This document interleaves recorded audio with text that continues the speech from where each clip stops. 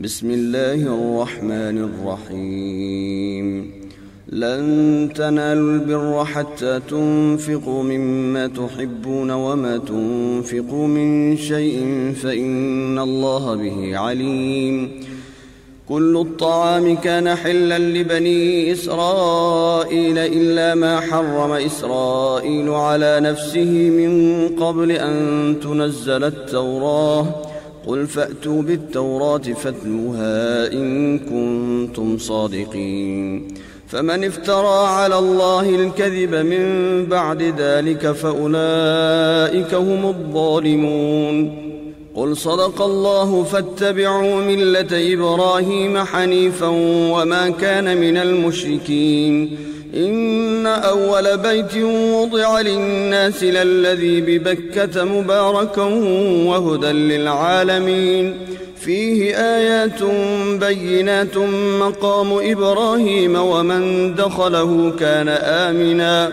ولله على الناس حج البيت من استطاع إليه سبيلا ومن كفر فإن الله غني عن العالمين قل يا أهل الكتاب لم تكفرون بآيات الله والله شهيد على ما تعملون قل يا أهل الكتاب لم تصدون عن سبيل الله من آمن تبغونها عوجا وأنتم شهداء وما الله بغافل عما تعملون يا أيها الذين آمنوا إن تطيعوا فريقا من الذين أوتوا الكتاب يردوكم بعد إيمانكم كافرين وكيف تكفرون وأنتم تتلى عليكم آيات الله وفيكم رسوله ومن يعتصم بالله فقد هدي إلى صراط مستقيم يا أيها الذين آمنوا اتقوا الله حق تقاته ولا تموتن إلا وأنتم مسلمون واعتصموا بحبل الله جميعا ولا تفرقوا واذكروا نعمة الله عليكم إذ كنتم أعداء فألف بين قلوبكم فأصبحتم بنعمته إخوانا وكنتم على شفا حفرة من النار فأنقذكم منها كذلك يبين الله لكم آياته لعلكم تهتدون ولتكن منكم أمة يدعون إلى الخير ويأمرون بالمعروف وينهون عن المنكر وأولئك هم المفلحون ولا تكونوا كالذين تفرقوا واختلفوا من بعد ما جاءهم البينات وأولئك لهم عذاب عظيم يوم تبيض وجوه وتسود وجوه فأما الذين اسودت وجوههم أكفرتم بعد إيمانكم فذوقوا العذاب بما كنتم تكفرون وأما الذين ابيضت وجوههم ففي رحمة الله هم فيها خالدون تلك آيات الله نتلوها عليك بالحق وما الله يريد ظلما للعالمين ولله ما في السماوات وما في الأرض وإلى الله ترجع الأمور كنتم خير أمة أخرجت للناس تأمرون بالمعروف وتنهون عن المنكر وتؤمنون بالله ولو آمن أهل الكتاب لكان خيرا لهم منهم المؤمنون وأكثرهم الفاسقون لن يضروكم إلا أذى وإن يقاتلوكم يولوكم الأدبار ثم لا ينصرون ضربت عليهم الذلة أينما ثقفوا إلا بحبل من الله وحبل من الناس وباءوا بغضب من الله وضربت عليهم المسكنة ذلك بأنهم كانوا يكفرون بآيات الله ويقتلون الأنبياء بغير حق ذلك بما عصوا وكانوا يعتدون ليسوا سواء من أهل الكتاب أمة قائمة يتلون آيات الله آناء الليل وهم يسجدون يؤمنون بالله واليوم الآخر ويأمرون بالمعروف وينهون عن المنكر ويسارعون في الخيرات وأولئك من الصالحين وما يفعلوا من خير فلن يكفروه والله عليم بالمتقين إن الذين كفروا لن تغني عنهم أموالهم ولا أولادهم من الله شيئا وأولئك أصحاب النار هم فيها خالدون مثل ما ينفقون في هذه الحياة الدنيا كمثل ريح فيها صر أصابت حرث قوم ظلموا أنفسهم فأهلكته وما ظلمهم الله ولكن أنفسهم يظلمون يا أيها الذين آمنوا لا تتخذوا بطانة من دونكم لا يألونكم خبالا ودوا ما عنتم قد بدت البغضاء من أفواههم وما تخفي صدورهم أكبر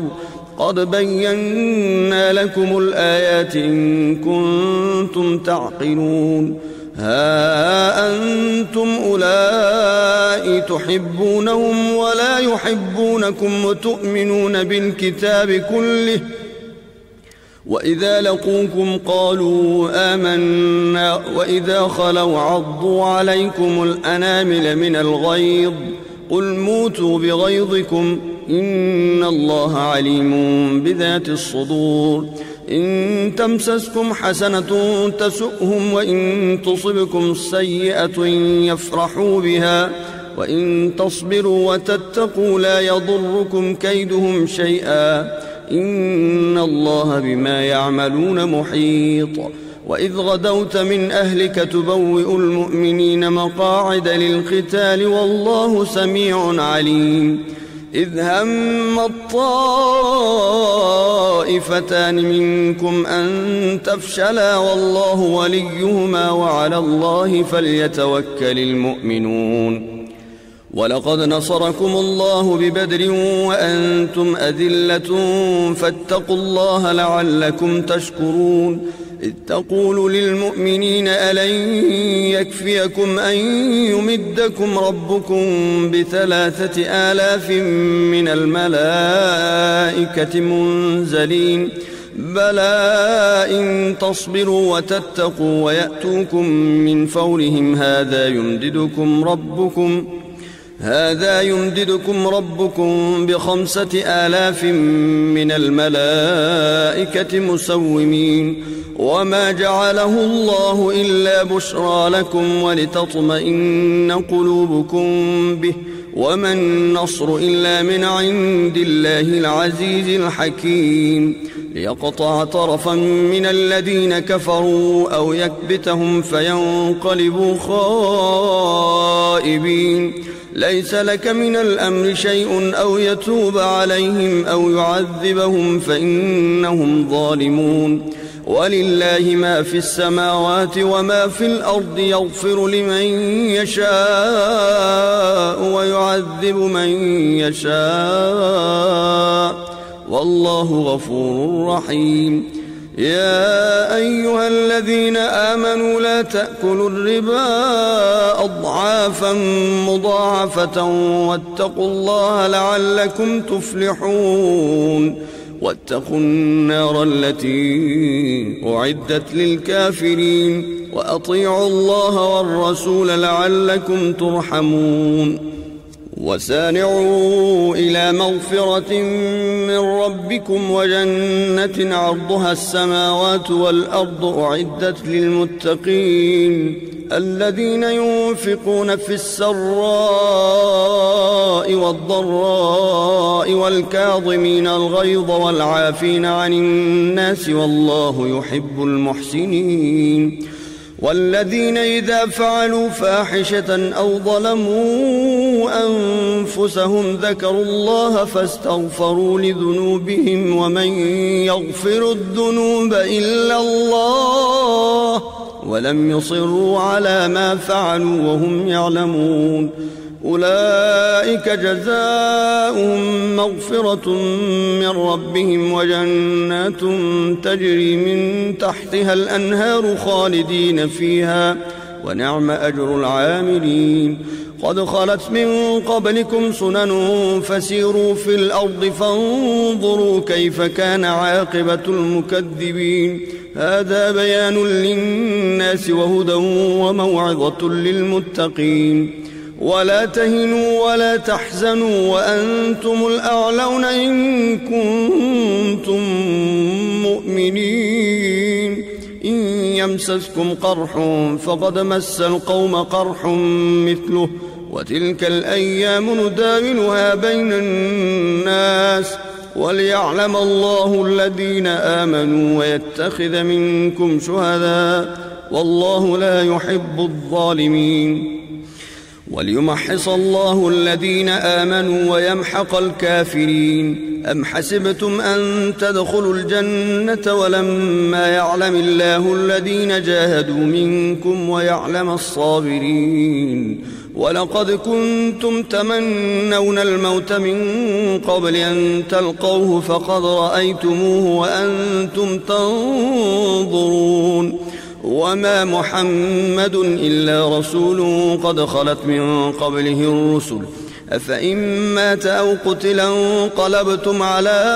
أعقابكم ومن ينقلب على عقبيه فلن يضر الله شيئا وسيجزي الله الشاكرين. وما كان لنفس أن تموت إلا بإذن الله كتابا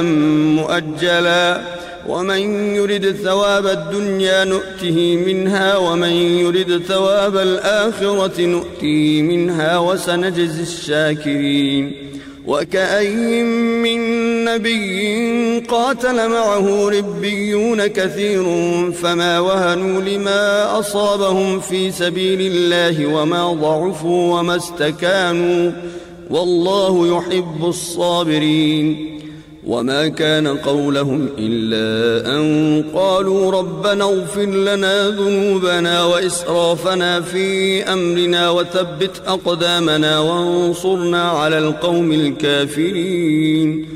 فآتاهم الله ثواب الدنيا وحسن ثواب الآخرة والله يحب المحسنين. يا أيها الذين آمنوا إن تطيعوا الذين كفروا يردوكم على أعقابكم فتنقلبوا خاسرين بل الله مولاكم وهو خير الناصرين. سنلقي في قلوب الذين كفروا الرعب بما أشركوا بالله ما لم ينزل به سلطانا ومأواهم النار وبئس مثوى الظالمين. ولقد صدقكم الله وعده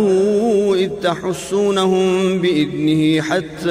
إذا فشلتم وتنازعتم في الأمر وعصيتم من بعد ما أراكم ما تحبون منكم من يريد الدنيا ومنكم من يريد الآخرة ثم صرفكم عنهم ليبتليكم ولقد عفا عنكم والله ذو فضل على المؤمنين.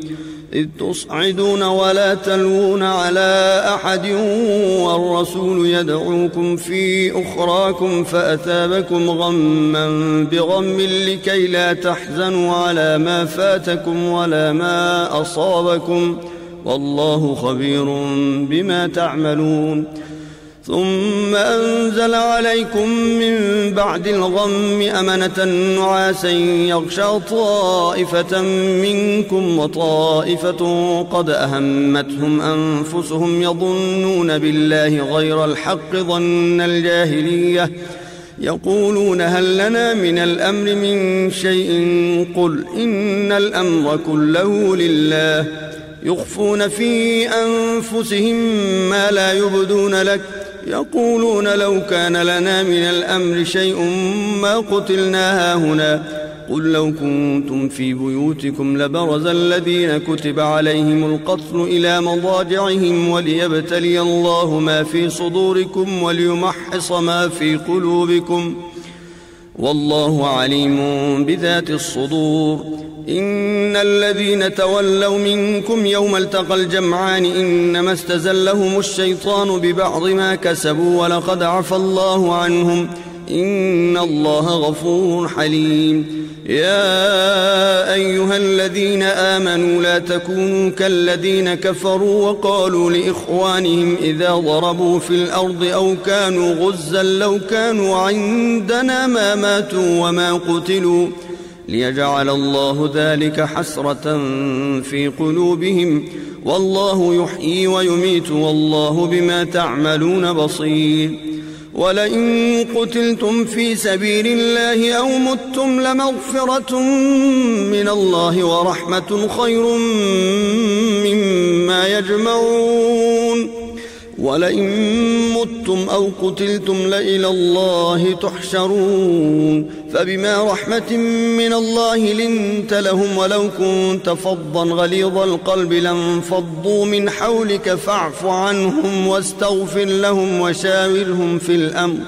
فإذا عزمت فتوكل على الله إن الله يحب المتوكلين. إن ينصركم الله فلا غالب لكم وإن يخذلكم فمن ذا الذي ينصركم من بعده وعلى الله فليتوكل المؤمنون. وما كان لنبي أن يغل ومن يغل يأت بما غل يوم القيامة ثم توفى كل نفس ما كسبت وهم لا يظلمون. أفمن اتبع رضوان الله كمن باء بسخط من الله ومأواه جهنم وبئس المصير. هم درجات عند الله والله بصير بما يعملون. لقد من الله على المؤمنين إذ بعث فيهم رسولا من أنفسهم يتلو عليهم آياته ويزكيهم ويعلمهم الكتاب والحكمة وإن كانوا من قبل لفي ضلال مبين. أولما أصابتكم مصيبة قد أصبتم مثليها قلتم أنى هذا قل هو من عند أنفسكم إن الله على كل شيء قدير. وما أصابكم يوم التقى الجمعان فبإذن الله وليعلم المؤمنين وليعلم الذين نافقوا. وقيل لهم تعالوا قاتلوا في سبيل الله أو ادفعوا قالوا لو نعلم قتالا لاتبعناكم هم للكفر يومئذ أقرب منهم للإيمان. يقولون بأفواههم ما ليس في قلوبهم والله أعلم بما يكتمون. الذين قالوا لإخوانهم وقعدوا لو أطاعونا ما قتلوا قل فادرءوا عن أنفسكم الموت إن كنتم صادقين. ولا تحسبن الذين قتلوا في سبيل الله أمواتا بل أحياء عند ربهم يرزقون. فرحين بما آتاهم الله من فضله ويستبشرون بالذين لم يلحقوا بهم من خلفهم ألا خوف عليهم ولا هم يحزنون. يستبشرون بنعمة من الله وفضل وأن الله لا يضيع أجر المؤمنين. الذين استجابوا لله والرسول من بعد ما أصابهم القرح للذين أحسنوا منهم واتقوا أجر عظيم. الذين قال لهم الناس إن الناس قد جمعوا لكم فاخشوهم فزادهم إيمانا وقالوا حسبنا الله ونعم الوكيل. فانقلبوا بنعمة من الله وفضل لم يمسسهم سوء واتبعوا رضوان الله والله ذو فضل عظيم. إنما ذلكم الشيطان يخوف أولياءه فلا تخافوهم وخافون إن كنتم مؤمنين. ولا يحزنك الذين يسارعون في الكفر إنهم لن يضروا الله شيئا يريد الله ألا يجعل لهم حظا في الآخرة ولهم عذاب عظيم. إن الذين اشتروا الكفر بالإيمان لن يضروا الله شيئا ولهم عذاب أليم. ولا يحسبن الذين كفروا أنما نملي لهم خير لأنفسهم إنما نملي لهم ليزدادوا إثما ولهم عذاب مهين. ما كان الله ليذر المؤمنين على ما أنتم عليه حتى يميز الخبيث من الطيب وما كان الله ليطلعكم على الغيب ولكن الله يجتبي من رسله من يشاء فآمنوا بالله ورسله وإن تؤمنوا وتتقوا فلكم أجر عظيم. ولا يحسبن الذين يبخلون بما آتاهم الله من فضله هو خيرا لهم بل هو شر لهم سيطوقون ما بخلوا به يوم القيامة ولله ميراث السماوات والأرض والله بما تعملون خبير. لقد سمع الله قول الذين قالوا إن الله فقير ونحن أغنياء سنكتب ما قالوا وقتلهم الأنبياء بغير حق ونقول ذوقوا عذاب الحريق ذلك بما قدمت أيديكم وأن الله ليس بظلام للعبيد. الذين قالوا إن الله عهد إلينا ألا نؤمن لرسول حتى يأتينا بقربان تأكله النار قل قد جاءكم رسل من قبلي بالبينات وبالذي قلتم فلم قتلتموهم إن كنتم صادقين. فإن كذبوك فقد كذب رسل من قبلك جاءوا بالبينات والزبر والكتاب المنير كل نفس ذائقة الموت وإنما توفون أجوركم يوم القيامة فمن زحزح عن النار وأدخل الجنة فقد فاز وما الحياة الدنيا إلا متاع الغرور. لتبلون في أموالكم وأنفسكم ولتسمعن من الذين أوتوا الكتاب من قبلكم ومن الذين أشركوا أذى كثيرا وإن تصبروا وتتقوا فإن ذلك من عزم الأمور. وإذ أخذ الله ميثاق الذين أوتوا الكتاب لتبيننه للناس ولا تكتمونه فنبذوه وراء ظهورهم واشتروا به ثمنا قليلا فبئس ما يشترون. لا تحسبن الذين يفرحون بما أتوا ويحبون أن يحمدوا بما لم يفعلوا فلا تحسبنهم بمفازة من العذاب ولهم عذاب أليم. ولله ملك السماوات والأرض والله على كل شيء قدير. إن في خلق السماوات والأرض واختلاف الليل والنهار لآيات لأولي الألباب الذين يذكرون الله قياما وقعودا وعلى جنوبهم ويتفكرون في خلق السماوات والأرض ربنا ما خلقت هذا باطلا سبحانك فقنا عذاب النار.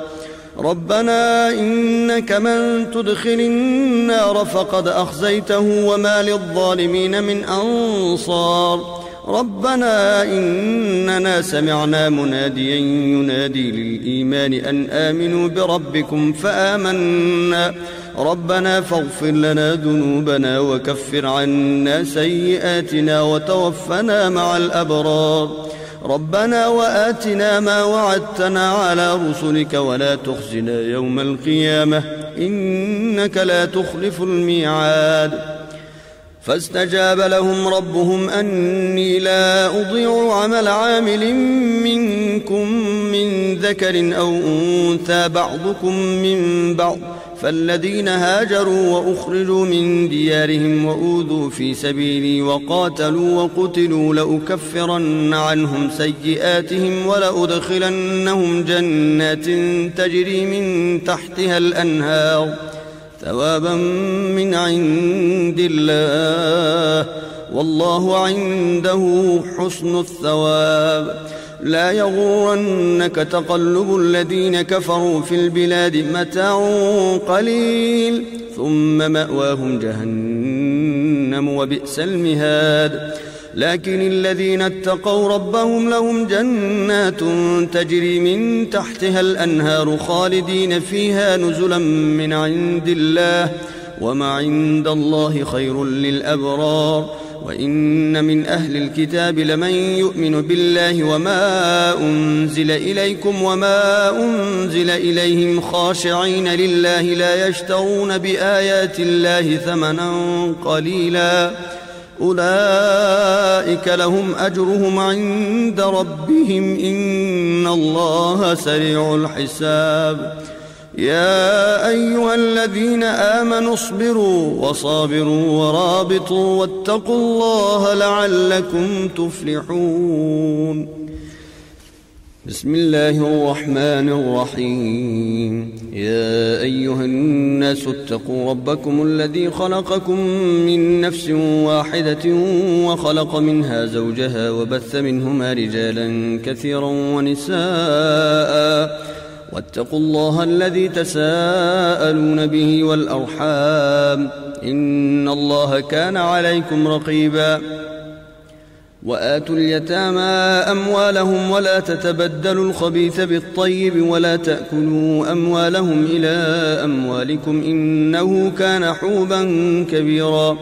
وإن خفتم ألا تقسطوا في اليتامى فانكحوا ما طاب لكم من النساء مثنى وثلاث ورباع فإن خفتم ألا تعدلوا فواحدة أو ما ملكت أيمانكم ذلك أدنى ألا تعولوا وآتوا النساء صدقاتهن نحلة فإن طبن لكم عن شيء منه نفسا فكلوه هنيئا مريئا ولا تؤتوا السفهاء أموالكم التي جعل الله لكم قياما وارزقوهم فيها واكسوهم وقولوا لهم قولا معروفا وابتلوا اليتامى حتى إذا بلغوا النكاح فإن آنستم منهم رشدا فادفعوا إليهم أموالهم ولا تأكلوها إسرافا وبدارا أن يكبروا ومن كان غنيا فليستعفف ومن كان فقيرا فليأكل بالمعروف فإذا دفعتم إليهم أموالهم فأشهدوا عليهم وكفى بالله حسيبا للرجال نصيب مما ترك الوالدان والأقربون وللنساء نصيب مما ترك الوالدان والأقربون مما قل منه أو كثر نصيبا مفروضا وإذا حضر القسمة أولو القربى واليتامى والمساكين فارزقوهم منه وقولوا لهم قولا معروفا وليخشى الذين لو تركوا من خلفهم ذرية ضعافا خافوا عليهم فليتقوا الله وليقولوا قولا سديدا إن الذين يأكلون أموال اليتامى ظلما إنما يأكلون في بطونهم نارا وسيصلون سعيرا يوصيكم الله في أولادكم للذكر مثل حظ الأنثيين فإن كن نساء فوق 2 فلهن ثلثا ما ترك وإن كانت واحدة فلها النصف ولأبويه لكل واحد منهما السدس مما ترك إن كان له ولد فإن لم يكن له ولد وورثه أبواه فلأمه الثلث فإن كان له إخوة فلأمه السدس من بعد وصية يوصي بها أو دين آباؤكم وأبناؤكم لا تدرون أيهم أقرب لكم نفعا فريضة من الله إن الله كان عليما حكيما ولكم نصف ما ترك أزواجكم إن لم يكن لهن ولد فإن كان لهن ولد فلكم الربع مما تركن من بعد وصية يوصين بها أو دين ولهن الربع مما تركتم إن لم يكن لكم ولد، فإن كان لكم ولد فلهن الثمن مما تركتم من بعد وصية توصون بها أو دين. وإن كان رجل يورث كلالة أو امرأة وله أخ أو أخت فلكل واحد منهما السدس، فإن كانوا أكثر من ذلك فهم شركاء في الثلث من بعد وصية يوصى بها أو دين غير مضار، وصية من الله، والله عليم حليم. تلك حدود الله، ومن يطع الله ورسوله يدخله جنات تجري من تحتها الأنهار خالدين فيها، وذلك الفوز العظيم. ومن يعص الله ورسوله ويتعد حدوده يدخله نارا خالدا فيها وله عذاب مهين. واللاتي يأتين الفاحشة من نسائكم فاستشهدوا عليهن 4 منكم، فإن شهدوا فأمسكوهن في البيوت حتى يتوفاهن الموت أو يجعل الله لهن سبيلا.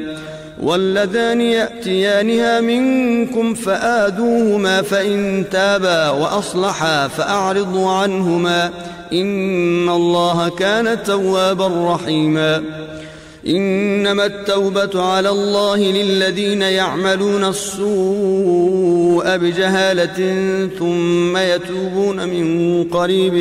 فأولئك يتوب الله عليهم، وكان الله عليما حكيما. وليست التوبة للذين يعملون السيئات حتى إذا حضر أحدهم الموت قال إني تبت الآن، ولا الذين يموتون وهم كفار، أولئك أعتدنا لهم عذابا أليما. يا أيها الذين آمنوا لا يحل لكم أن ترثوا النساء كرها، ولا تعضلوهن لتذهبوا ببعض ما آتيتموهن إلا أن يأتين بفاحشة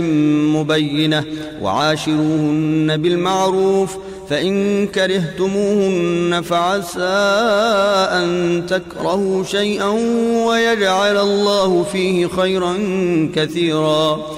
وإن أردتم استبدال زوج مكان زوج وآتيتم إحداهن قنطارا فلا تأخذوا منه شيئا، أتأخذونه بهتانا وإثما مبينا، وكيف تأخذونه وقد أفضى بعضكم إلى بعض وأخذن منكم ميثاقا غليظا. ولا تنكحوا ما نكح آباؤكم من النساء إلا ما قد سلف، إنه كان فاحشة ومقتا وساء سبيلا. حرمت عليكم أمهاتكم وبناتكم وأخواتكم وعماتكم وخالاتكم وبنات الأخ وبنات الأخت وأمهاتكم اللاتي أرضعنكم وأخواتكم من الرضاعة وأمهات نسائكم وربائبكم اللاتي في حجوركم من نسائكم اللاتي دخلتم بهن، فإن لم تكونوا دخلتم بهن فلا جناح عليكم، وحلائل أبنائكم الذين من أصلابكم، وأن تجمعوا بين الأختين إلا ما قد سلف، إن الله كان غفورا رحيما.